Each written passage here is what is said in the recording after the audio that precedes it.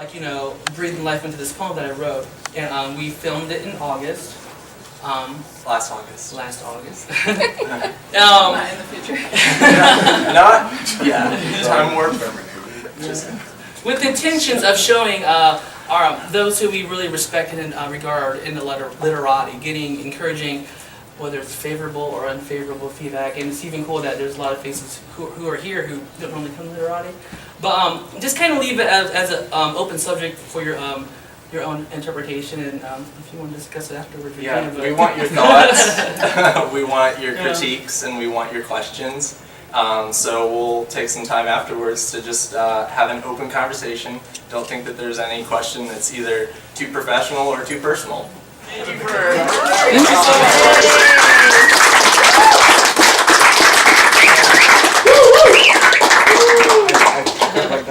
I saw Jennifer's hand up. Yeah, I'm just so touched by the film and by the poem. And first of all, to thank you for being so vulnerable and sharing this, because I think it's very intimate. And it's more meaningful because of its intimacy. And I especially appreciate the repetition, because the words are fleeting, and by being able to hear them again, both in two languages and repeated in the same languages, I'm so grateful, because I feel somehow as if I got them better. So I loved that. Thank you so much. I really wanted to throw in like the whole different culture into it, especially in a town like this, where you don't see a lot of different representation of ethnicities and stuff. I mean, certainly way more than when we moved here. We didn't have any Hispanic kids in our school. But I mean, and then I think my cousin, when he saw it, says when someone of color, you know, Nutella, you know, tackles these kind of issues, it seemed more heightened, and I thought that was kind of a good thing. So thank you. I appreciate that. When did you move here? We moved here when my sister was born here. I would say when I was like about 4.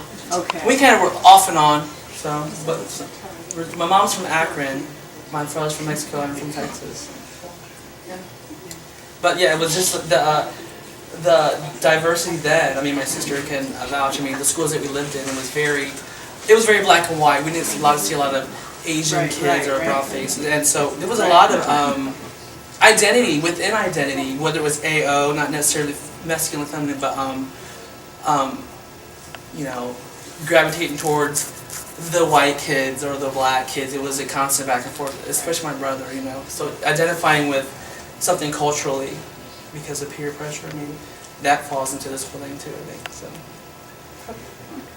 I thought that your explanation of the A ending and the O ending was very important. It added a dimension for me that I wouldn't have gotten if you hadn't spoken about that. I mean, I think it stands alone without that, but I love thinking about that as well. It took it to a new level. It really did. And watching it again after hearing that explanation.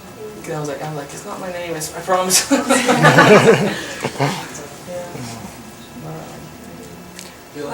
What I liked about it the first time I saw it was and I called it like the Samson and Delilah effect to it, because usually when you see the transgender transformations, you kind of get step by step of how they put the attire and the makeup and everything, and then the hairpiece goes last as a form of kind of crowning. In this particular instance, Aurelio has started with the hairpiece first and then applied the makeup. It's almost like you needed that strength for what's about to come next. And that was probably my favorite part.